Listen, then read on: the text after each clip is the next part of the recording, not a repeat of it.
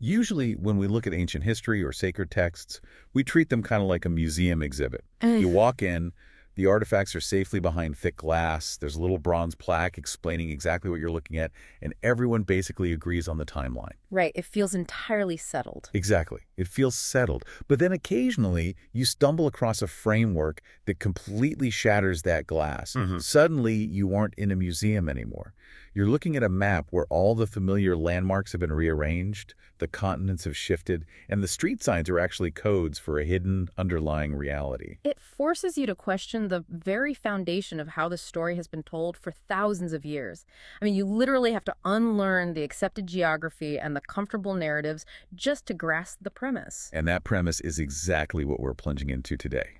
Welcome to the deep dive, by the way. We are unpacking a highly unconventional, paradigm-shifting interpretation of ancient texts, linguistics, and cosmology. It's a massive topic. It really is. If you are tracking with us today, you're going to hear an argument suggesting that the story of the golden calf, the ancient idol from the desert, isn't just about an old statue. We are looking at a theory that positions this calf as a cosmic warning about human psychology. A warning that ties into a genetic anomaly, actually. Yeah, a genetic anomaly, and ultimately identifying it as the central symbol of a hidden Saturn cult operating in plain sight today, right this very second. To navigate a claim of that magnitude, we have to be absolutely clear about our source material. Everything we are discussing today, the entire stack of articles, notes, and research, comes exclusively from the work of Dr. Khaled Waleed and his YouTube channel, Almighty Covenant Faithhoosers. Right. And because these sources touch on deeply sensitive historical, religious, and political themes, our role here is strictly to map out Dr. Waleed's specific framework. We are not taking sides. Not at all. We're not endorsing, validating, or condemning the theology or the politics presented in this material. Think of us purely as your tour guides, walking you through a very intricate, highly controversial architectural blueprint so you can understand the internal logic of the arguments being made. The architecture of this theory is incredibly rigid, grounded in a highly specific rereading of ancient Arabic linguistics and Quranic text. But to even begin to understand this global deception regarding the golden calf, Dr. Waleed argues we cannot start with human history. You have to zoom way out, right? Way out, past the Earth itself, to the very mechanics of space and time. The text insists that you can't understand the corruption of human behavior until you understand the pristine environment that behavior was placed into. So according to Dr. Waleed's framework, the creator exists entirely outside the space-time continuum. Which sounds like standard theology at first glance. Yeah, it does. But the way he maps the creation of that continuum is fascinating. He posits a strict sequence. Creation began with space, which he associates with the Earth and physical places. And only after space was established did time follow. Right, which he associates with the heavens. This sequential creation is where the linguistic reinterpretation really begins to bear weight. In standard religious discourse, words like Quran and Furqan are generally treated as different names for scripture or revelation. Just synonyms, basically. Exactly. But Dr. Waleed strips away that conventional gloss. He argues that the Quran actually represents space, the spatial dimension of existence, the physical binding of reality. Oh, wow. So not a book. Not in this cosmological sense. And the Furqan, on the other hand, represents time. It's the temporal dimension, the mechanism of separation and progression. If we follow that logic, it fundamentally changes how you read the ancient texts. When the text mentions these words, it's not just talking about scripture, it's talking about the foundational physics of the universe. It's literal astrophysics in his view. Which brings us to two crucial concepts in his work completion, or in Arabic, al-tamam, and perfection, al-kamal. In casual English, we use those interchangeably. If a project is complete, it's perfect. If it's perfect, it's complete. Right. But the source treats them as entirely different operating systems. They are completely distinct. Completion, al-tamam, is strictly spatial.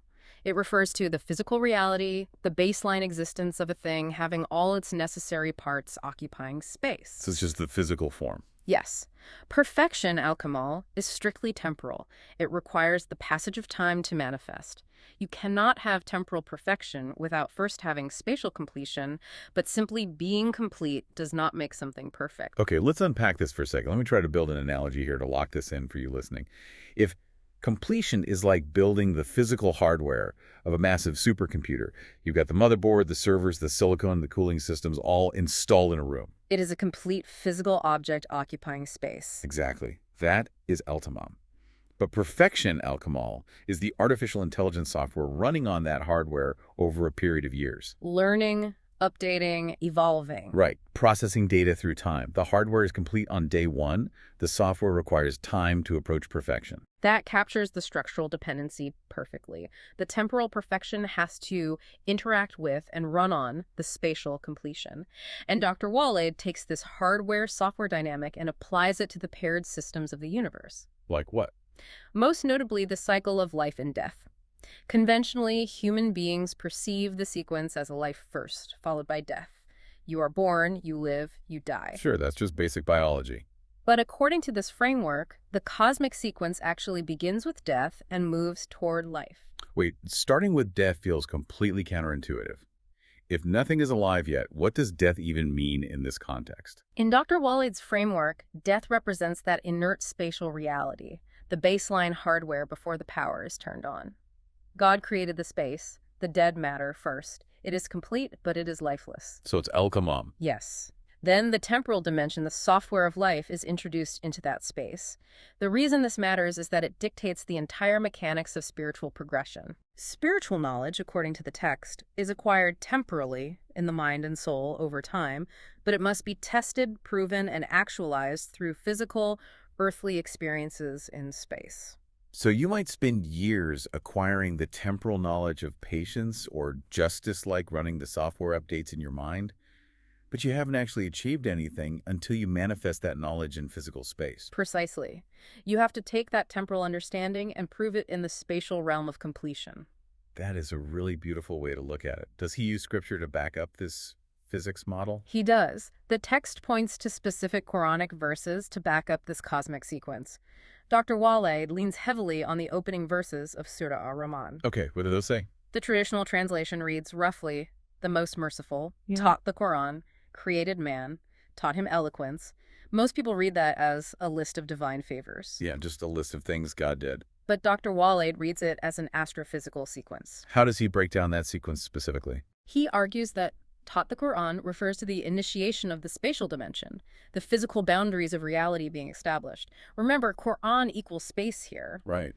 Created man is the introduction of the physical being into that space. And taught him eloquence or expression represents the introduction of the temporal dimension.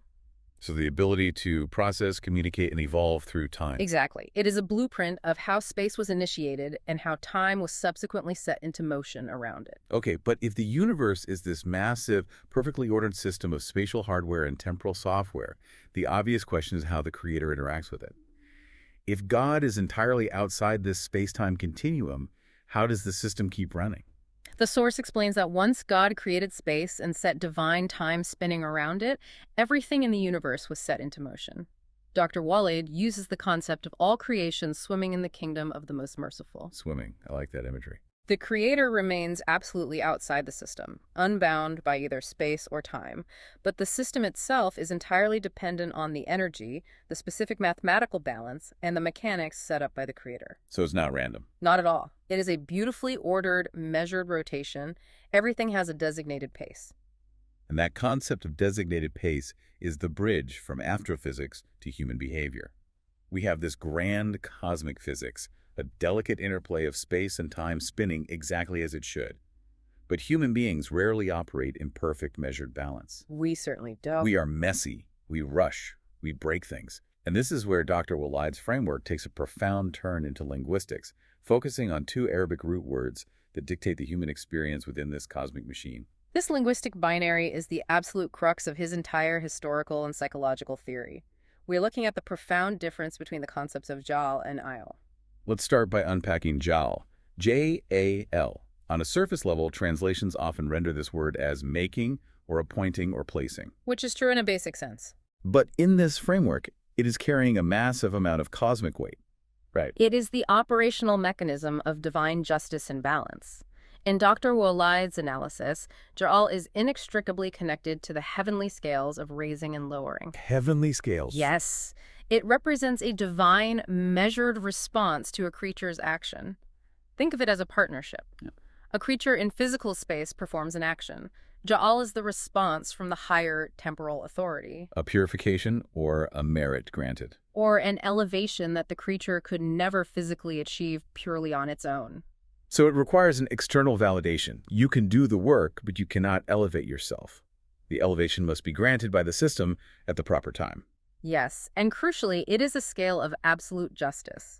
Ja'al is not just about rewards. If a creature's actions are destructive or arrogant, Ja'al manifests as a lowering, a degradation, or a curse. It's the universe correcting the balance. Exactly. The defining characteristic of Ja'al is that it is deliberate, authoritative, and perfectly aligned with that temporal perfection al-kamal we discussed earlier. It cannot be rushed. Now, contrast that deliberate pacing with the second word in this binary ajal, or ajala. Linguistically, this translates to haste, rushing, or acting precipitously. But the text zeroes in on a very specific secondary meaning. Right. It is also the exact literal word used for the calf. This is where Dr. Waleed strips away the literal physical animal to expose a devastating psychological root. Ajala is not just walking quickly, it represents an unnatural acceleration. Like skipping steps. It is the ego-driven desire to act without thinking, to abandon established reality. It is a fundamental rejection of the slow, deliberate process of Ja'al. Because the human ego doesn't want to wait. Exactly. The ego doesn't want to wait for the heavenly scales to weigh an action and grant an elevation. The ego wants the reward, the power, or the satisfaction immediately. If you're visualizing this, it's the difference between a farmer and a looter. Ja'al is the farmer. You plant an orchard, you prepare the soil, you sow the seed, you water it, and you submit yourself to the seasons, the rain, the divine timeline. It requires immense patience. It takes years of patient labor, but eventually you get fruit. It is a balanced, harmonious partnership with the mechanics of the universe. And how does the psychology of IJ operate in that same field? Well, IJ looks at the empty field, and the ego screams, I want profits tomorrow. I refuse to wait for the seasons. So instead of participating in the system, you pave over the soil, destroy the ecosystem, and build a factory that churns out plastic fruit. You get a result instantly. Right. You satisfy the immediate desire of the ego, but you have completely disconnected from the natural balance. You haven't created life. You've manufactured a dead, toxic imitation. That analogy perfectly encapsulates the tragedy of Ajal as Dr. Waleed describes it. Ja'al is the slow, divine pacing. Ajal is the human attempt to skip the line, to leap over reality. And because it bypasses the divine mechanism. Right, because it skips spatial completion and temporal perfection, whatever Ajal produces is inherently unstable and ultimately destructive. This completely changes the way we have to look at the ancient stories. When we read about ancient people worshiping a golden calf, the standard interpretation is just that they were primitive, they melted down some jewelry, made a statue of an animal, and bowed down to it. That's the museum plaque version. Yeah, exactly. But you were saying the text argues the calf wasn't just a physical idol. The physical idol was merely the outward manifestation of this internal psychological disease. To worship the calf, in Dr. Waleed's view on Almighty Covenant you chose you, is to worship the concept of Ayal itself. The rush, the haste. It is the earthly illusion of power, speed, and immediate gratification. Building and worshiping the calf is a direct conscious rebellion against the heavenly balance of Ja'al. So it is a civilization explicitly choosing the immediate ego-driven rush over the measured divine scale. Yes. The calf is the ultimate symbol of cosmic rebellion. It is the mascot of impatience. Wow. And once you lock that psychological lens into place, Dr. Waleed applies it to one of the most famous, seemingly straightforward stories in ancient history, the story of Abraham and his guests. This is a phenomenal example of how this framework rearranges the familiar map. Let's establish the traditional narrative first. Okay, set the scene. Abraham, the great patriarch, is resting near his tent when he is visited by mysterious strangers, often interpreted by theologians as angels in disguise. Abraham, being the paragon of ancient hospitality, rushes to prepare a feast. He slaughters and roasts a fatted calf for them to eat. Right. In almost every commentary you will ever read, this is presented as the ancient world's version of rolling out the red carpet. Because meat was scarce. Exactly. A fatted calf was extremely valuable, so offering it to strangers is the ultimate display of generosity and virtue. That is the universal consensus. But Dr. Waleed's channel argues that reading completely misses the tension in the text. Completely misses it. According to his framework, this was not a generous act of hospitality. It was a deliberate, high-stakes, almost forensic test. But why in the world would Abraham need to test his guests with food? What is he looking for? To understand the test, you have to understand the geopolitical and spiritual environment Abraham was operating in.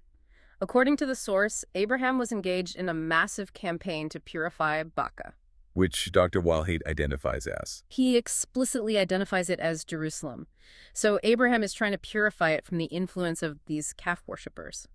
Abraham knew that the followers of this rebellious ideal psychology had a deep, almost uncontrollable obsession with their symbol. Ah, I see. So he wasn't just offering them an expensive meal. He was placing the physical manifestation of ideal, the meat of a calf, directly in front of them to see how they reacted to it. Exactly. He was trying to determine if these mysterious strangers were part of the Israelites who worshipped the calf. It was a psychological and perhaps even a genetic probing. A genetic probing. The text claims that the devotees of this cult had a profound visceral resonance with the calf. By offering it, Abraham was trying to force them to show their spiritual hand. That totally flips the emotional resonance of the story. It's no longer a warm tale of hospitality. It's a tense, psychological thriller. It really is. It's like a detective sitting across from a suspected poisoner and casually offering them a cup of tea they just poured from the suspect's own thermos. The detective doesn't care about the tea. He's watching the suspect's eyes. That's a great way to picture it. When the text notes that the guests refuse to eat the meat, Abraham suddenly becomes fearful. The traditional reading says he was scared because he realized they were supernatural beings who didn't need food. But Dr. Waleed is saying the fear comes from a completely different place. The tension is entirely rooted in the battle between Jalal and I, though. Abraham's fear in this reading stems from the sudden, terrifying realization of who he might be dealing with. Or what he might be dealing with. Or perhaps the sheer spiritual weight of the entities standing before him, especially if they are messengers of the divine balance sent into a world infected by the calf. Abraham is interrogating the genetic and spiritual frequency of his visitors. But if Abraham was deploying these intense forensic tests to root out this specific cult, we have to ask about the scale of the problem. Was this calf worship just a localized nuisance, like a rogue tribe in the desert causing trouble for Abraham's local community? Not at all. Dr. Waleed's historical mapping suggests that this was a massive, highly organized global phenomenon. Global. Yes. The psychology of idol, the worship of the material rush, the rejection of divine pacing, was a spiritual pandemic. The source claims that the calf cult spread globally, simply adopting different aesthetic masks and names depending on the local culture. Give us a sense of how the source traces this global footprint. Where else does this calf show up? The text draws direct lines connecting this exact same psychology to the worship of the sacred bull Nandi in ancient India.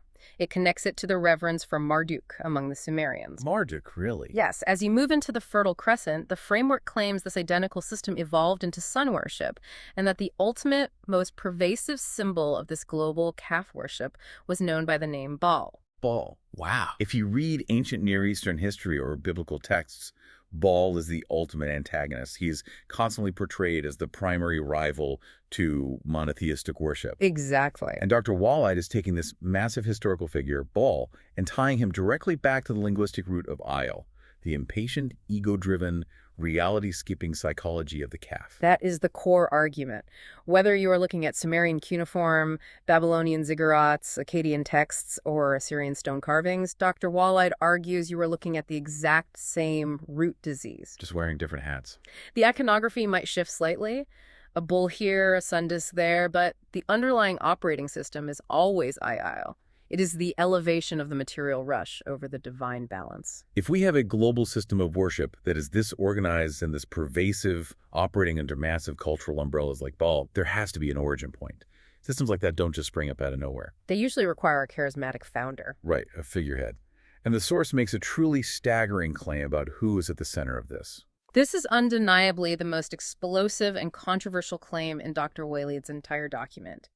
It requires us to look very closely at how he translates and interprets the name Israel. Okay.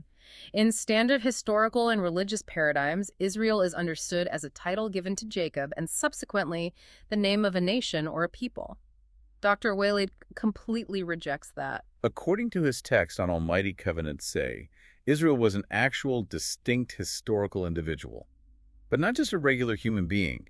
The source claims this person was a literal genetic mutation. A genetic anomaly created directly by the divine. The text asserts that this individual, Israel, was born of a mother without a biological father. Which is wild to think about. Dr. Waleed draws a direct parallel to other miraculous births in the religious texts, stating that this was a unique creation, functioning similarly to the creation of Adam from dust or the miraculous virgin birth of Jesus. If you follow the logic of the religious texts, a miraculous birth like that usually denotes a prophet, a savior, or someone imbued with immense divine purpose. They are walking evidence of God's power in physical space. So you would expect them to be a paragon of virtue. Exactly. So what does this figure Israel do with this incredible, miraculous existence? This is where the narrative shifts into a profound tragedy, a cosmic rebellion. The text claims that instead of exhibiting gratitude for this unique divine creation, this fetch violently rejected the system. Violently rejected it. The Arabic word utilized in the source is insalak, which literally translates to peeled away or shed his skin. He peeled himself away from God's signs, abandoned the divine balance of Ja'al, and actively chose to follow Satan. He didn't just drift away, he actively stripped himself out of the divine order. And the source uses a very intense, visceral metaphor from the Quran to describe the psychological state of this figure after that rebellion. Yes, Dr. Waleed links this figure to a specific allegory in the Quran, often found in Surah Al-Af, of a panting dog. A panting dog. The text describes a creature that is completely, pathologically consumed by earthly desires. If you chase the dog, it pants. If you leave the dog alone, it still pants. Its tongue is always hanging out, endlessly craving, endlessly consuming. It cannot find rest. It cannot. Yeah. It is the ultimate biological picture of ijal, a state of perpetual haste, driven by an unquenchable ego that can never be satisfied by the material world it is so obsessed with. So you have this individual, a genetic anomaly born without a father, who rejects the divine order and becomes the living embodiment of this frantic, impatient, consuming energy. How does a single rogue individual become the figurehead for a global cult? Through the mechanisms of human ego and the desperation of his followers. The text claims that his followers took this genetic anomaly and elevated him to divine status. They turned him into a god. Just because of his unique birth. Dr. Waleed argues that these followers equated this specific figure of Israel with Baal, merging the historical person with the ancient iconography of power and the sun. But the linguistic and theological leaps don't stop there. He argues they eventually elevated him to the status of the Son of God. Now, when modern listeners hear the phrase Son of God, the immediate association is Christianity and Jesus. How does Dr. Waleed connect those concepts? This introduces a fascinating analytical tool from the source called mudhaha. It means imitation, paralleling, or malicious mirroring. Malicious mirroring. Dr. Waleed points out a deliberate strategic cognitive dissonance in history. Just as Christians would later claim that Jesus, who was born without a father, was the Son of God, the followers of this ancient calf cult claim that their figure, who was also born without a father, was the divine Son. So it is a theological counterfeiting operation. Exactly. Dr. Waleed traces a linguistic substitution where the figure known as Uzair in Islamic texts is equated by these followers to Israel, who is equated to Baal, who is sometimes linked to Azrael. That's a complex web. It is. The followers took the miraculous biological fact of his birth and warped it into a claim of literal divine sonship to construct an idol. They weaponized his biology to justify their worship of idol. And according to the source, this wasn't just a theological error happening in a vacuum. It had massive, brutal geopolitical consequences. Because these followers, energized by this false deity, didn't just sit quietly in the desert. They orchestrated what Dr. Waleed describes as a massive historical hijacking. They violently overtook the true center of divine balance. The text refers to this central location as the land of blessing, which Dr. Waleed explicitly identifies as Quranic Egypt. If you're mapping this out in your head, consider the sheer scale of the identity theft being proposed here. Dr. Waleed is suggesting that a rogue historical figure, a genetic anomaly who fully embraced the toxic rushing psychology of the calf, essentially hacked the historical timeline. Hacked the timeline and the geography. Yes. His followers invade and conquer the Holy Land of Blessing. They displace the original inhabitants, whom the text describes as illiterate Arab populations. They loot the paradise of its resources. And then the ultimate act of vile. They rebrand the entire sacred geography under his cursed name, Israel. That is the exact sequence of historical trauma Dr. Waleed outlines. He portrays it as the ultimate, devastating victory of Ayal over Ja'al in the physical realm. The sacred space, the spatial completion meant to foster temporal perfection, is stolen by a cult obsessed with immediate material power. It is a staggering reimagining of ancient Middle Eastern history. It completely rewrites the roles of the protagonist and antagonist, but it raises a massive logical question. Which is? If this calf worship, this cult of Baal, and the hijacked identity of Israel was so deeply rooted and spectacularly successful in ancient history, what happened to it? Did it just collapse when the ancient empires fell? Did it fade into mythology? According to the framework established by Dr. Waleed, it absolutely did not disappear. It is too pervasive a psychological disease to simply vanish. So where did it go? It adapted, it evolved, it put on a new, highly effective mask, and it physically relocated its center of operations to the desert. Which brings us to a part of the source material that is going to be incredibly challenging for many to hear. Because if Dr. Waleed's claims about ancient history were explosive, his claims about modern religious practices are thermonuclear. Let's talk about the black cube and the illusion of modern rituals. To understand the modern deception, we have to go back to the geography we just discussed. Dr. Waleed argues forcefully that the true, divinely appointed center of worship on earth should be Bakka. And just to remind everyone, he does not locate Bakka in the Hijaz. He explicitly locates it in Jerusalem. Specifically, he points to the Rock, or al-Mashar al-Haram, as the true, intended focal point for human alignment with the divine. So if the true center is the Rock in Jerusalem, what does the source say about the current focal point of the Islamic world? What about Mecca? The source claims that the current geographic focal point in the desert of Mecca is a massive, highly coordinated spiritual deception. We have to look at the central feature of Mecca, the Kaaba, the black cube. Millions of people travel there every single year to circle it. It is one of the most widely recognized religious rituals on the planet. What exactly does Dr. Waleed's text claim this structure and this ritual are? The text asserts that the practice of circling the black cube is not a monotheistic ritual at all, but a direct, unbroken continuation of ancient pagan Saturn worship. Wait, Saturn worship? How does he make the linguistic leap from the Kaaba to Saturn? Dr. Waleed links the etymology of the English word Satan directly with the planetary deity Saturn and ties both back to the Arabic root Satan. He argues that the geometric obsession with the cube and the specific physical rituals enacted around it are deeply rooted in the ancient esoteric traditions of Saturnalian worship. Traditions designed for what? They were designed to harvest human energy rather than elevate the human soul. The text refers to this specific act of circling as dawar. Right. Yes. And it describes this dawar not as a holy, elevating ritual, but as a completely empty consumption of energy. Dr. Waleed argues it is a profound trick, an illusion originally orchestrated by ancient Arab Bedouins in collaboration with the sorcerers of the Israelites. To what end? Their goal was to distract humanity, to physically and spiritually misdirect them away from the true geographic center of power in Jerusalem. It's a spiritual treadmill. You get on, you exert massive amounts of energy, you sweat, you exhaust yourself, you feel like you've done significant work, but you haven't actually moved an inch closer to the divine. You're just spinning the belt. Exactly. And the source provides a very specific, detailed comparative table to illustrate the mechanics of this deception, which he calls the Mithaki escape.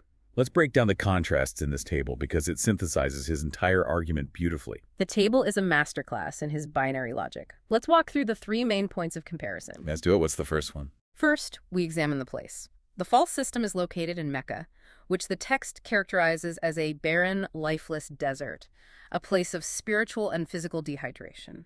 Okay, and the true system? The true system, the intended center, is in Bakka, Jerusalem, which he defines as the lush, life-giving land of blessing. So we have a stark geographic contrast, the dead desert of Mecca versus the living land of Bakka. What is the second point of comparison? Next is the action. The false action is the rushed, frantic, continuous circling of the cube. Dr. Waleed directly equates this endless spinning to the frantic energy of Ijel, the haste and impatience of the calf. Because it's movement without progression. Exactly. The true action, conversely, is the balanced, deliberate standing for God. He calls it qiyam.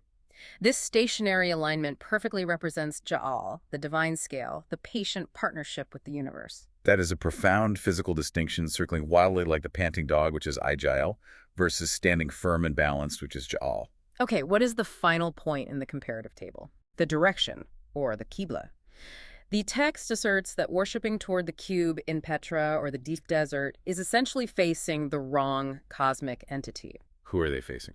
It argues this orientation aligns the worshipper with Ishtar, or the star Sirius, a fundamentally pagan orientation tied to the old gods. And the true direction. The true direction, the source argues, is facing the face of God, which is represented by the rock in Jerusalem. If we synthesize this explosive claim from Dr. Waleed on Almighty Covenant, Gaza 2, the implications for the modern world are staggering. If you follow this logic, humanity is largely trapped in a matrix of misdirected energy. Very much so. People travel across the globe, they perform these grueling rituals, they weep, they pray, they sincerely believe they are generating power for the divine and aligning their souls with the Creator. But the source argues the machine they are plugged into is actually an ancient dark battery. A dark battery is the perfect metaphor for what Dr. Waleed is describing, and he doesn't limit this critique to just one group. He expands it. Yes. The text explicitly states that modern Muslims, alongside practitioners of other major religions who utilize similar, circular, repetitive, rushing rituals, whether you find them in Hinduism, Buddhism, or certain sects of Christianity, are all unknowingly trapped in this pagan cycle. Because they're all doing the circling. Because they are employing the frantic methods of Igil, they are effectively still bowing down to the psychology of the calf. They are perpetuating the legacy of Israel and Baal, just disguised under the modern vocabulary of monotheism. It paints an incredibly tragic picture of the human condition. You have millions, perhaps billions of sincere people desperately seeking a genuine divine connection. But according to this framework, they are being geometrically, geographically, and linguistically misdirected by thousands of years of ancient sorcery. It's heartbreaking when you look at it through that lens. It's exactly like typing the correct heartfelt password into a beautifully designed fake website. Yeah. Your intent is pure, you want to log into the truth, but the destination server is corrupted by hackers. The energy goes to the wrong place. And that misdirection, that constant, exhausting circling without ever arriving at the destination, is the ultimate triumph of Ijalal over humanity. Because it keeps everyone busy. It keeps them moving fast, consuming massive amounts of spiritual and physical energy, arguing over the details of the rituals, but never actually achieving the true, still elevation of Jalal. They are distracted by the motion. But if we accept the premise of the source for a moment, if humanity is trapped in this deeply entrenched, seemingly inescapable system of global deception where the maps are fake and the compasses are magnetized to the wrong pole, what is the listener supposed to do with this information? Does Dr. Waleed just diagnose this terminal spiritual illness and leave us trapped in the matrix of Saturn? Far from it. Yeah. The text is not nihilistic. It culminates in a very specific, highly urgent call to action, and this action is based on a specific Quranic injunction. What is the injunction? Flee to God. Fafiru ilallah. Fleeing implies immediate existential danger. You don't flee a minor inconvenience. What exactly is the danger of staying plugged into the current system, according to the source? Dr. Waleed asserts that the false system of the calf, because it is built entirely on the foundation of idle haste, rushing, ego, and misdirected energy, is structurally and inherently unstable. So it can't last. No, it is a violation of the fundamental physics of the universe's divine balance. It cannot last forever. The text points back to the ancient stories, where the Israelites were struck by a thunderbolt, asaika, as a direct consequence of their oppression and their worship of the calf. When you read those ancient texts, the thunderbolt is usually interpreted as a literal meteorological lightning strike, or a one-time divine punishment isolated in the ancient past. God got angry, threw a lightning bolt, and that was the end of it. But Dr. Waleed interprets this mechanically, almost like an engineer looking at a failing power grid. Oh, that's interesting. He argues that this thunderbolt, asika, is not a magical weather event. It is an energy collapse. It is the inevitable, catastrophic failure of an overloaded, imbalanced system. An energy collapse. And crucially, he states that this exact same energy collapse will inevitably strike anyone today who continues to hold on to this misguided Qibla, this direction of delusion towards the black cube. It's the physics of consequence. If you build a massive societal or spiritual structure on a foundation of impatience, ego, and imbalance, you might get away with it for a while. You might even build an empire. But eventually, the sheer physics of reality, the immutable laws of Ja'al, catch up with it. The structure can no longer support its own energetic weight, and the whole thing violently crumbles. Exactly. The false system is mathematically destined for collapse. Therefore, the command fleeing to God is not just a poetic spiritual metaphor about praying more. It's a literal evacuation order. It is a literal, urgent command to unplug yourself from a doomed energetic structure before it implodes. It means consciously abandoning the cube, radically rejecting the rushing mindset of the calf, and intentionally returning your mind and your body to the heavenly measured balance of Ja'al. And practically, geographically, how does one achieve that in this framework? If you unplug, where do you plug back in? The text concludes that true standing, qiyam, the true stationary alignment with the divine scale, can only happen by returning to the true center. Which is Jerusalem. Mentally, spiritually, and perhaps eventually geographically, one must orient themselves toward the true Quranic Egypt, the true center of blessing, which Dr. Waleed identifies as Baka, located at the Rock in Jerusalem. You stop circling the illusion and you stand firm facing the reality. You know, despite the intense, almost apocalyptic warning of the impending thunderbolt and the energy collapse, there is actually a profound sense of empowerment in the text's conclusion. It offers a clear way out. It does. It's not just doom and gloom or a conspiracy theory that leaves you helpless. It's a literal manual for unplugging from the machine. Think about your own life. It's like realizing you've been using a corrupted GPS for a 10-year journey. Right, going in circles. You've been driving in circles, burning through gas, getting increasingly frustrated because you never arrive. But the moment you recognize the glitch in the software, the moment you realize the map is drawn by the calf, you have the power to turn off the false GPS. You can just stop the car. You can look at the stars, find true north, and finally map a clear, deliberate route to your actual destination. That realization is the essence of what Dr. Waleed calls the Mithaki escape. Recognizing the illusion, seeing the architecture of the deception for what it is the first necessary step to finding the reality. You cannot escape a prison if you don't know you are in one. We have covered a truly staggering amount of ground today.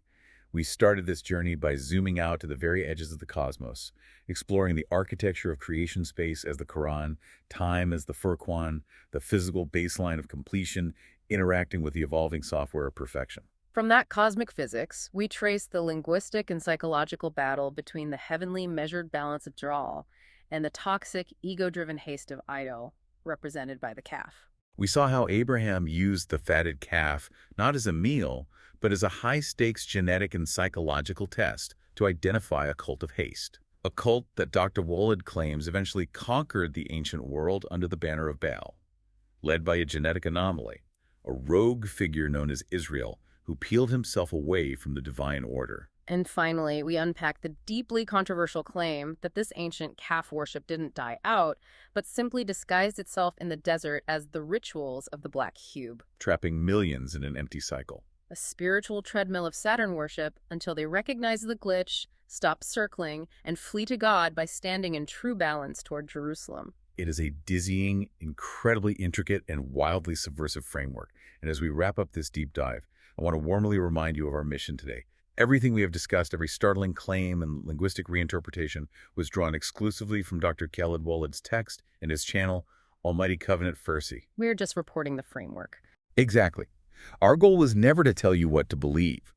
Our goal was simply to act as your tour guides through this highly complex document, helping to distill and explain its core arguments so you can understand the sheer scale of the theory being proposed. We have mapped the territory as it was presented to us. But even if you view these specific historical and geographic claims purely as an elaborate thought experiment, the underlying psychological concepts are profoundly challenging and incredibly relevant. Which brings us to our final thought, something for you to chew on as you go back to your day after you take off your headphones. If we take Dr. Waleed's theory about the battle between Jalal and Ijal and view it purely as a psychological lens, consider your own life. Look closely at the world around us. Modern world runs on haste. It absolutely does. How much of what we proudly call progress today, our absolute cultural obsession with speed, instant gratification, next-day delivery, artificial timelines, the endless frantic scroll of social media, how much of that is actually just modern society collectively worshiping the calf of haste? We seem terrified of the slow, deliberate process of natural growth. We want the result without the time. We are constantly choosing the plastic factory because we refuse to wait for the orchard to bloom. We are panting dogs, endlessly chasing the next material rush. Precisely. So the question I leave you with is this. What would happen if, just for a single day, you stopped rushing? What if you actively resisted the urge to skip the line? What if you consciously unplugged from the frantic treadmill of Igel and aligned yourself entirely with the slow, deliberate, measured balance of the universe? What would your life look like if you finally stopped circling the illusion and just stood still? It's a question that completely changes how you look at the map of your own mind. It really does. Thank you so much for joining us on this intense deep dive. We hope it gave you a new lens to view the world through. Have a great rest of your day.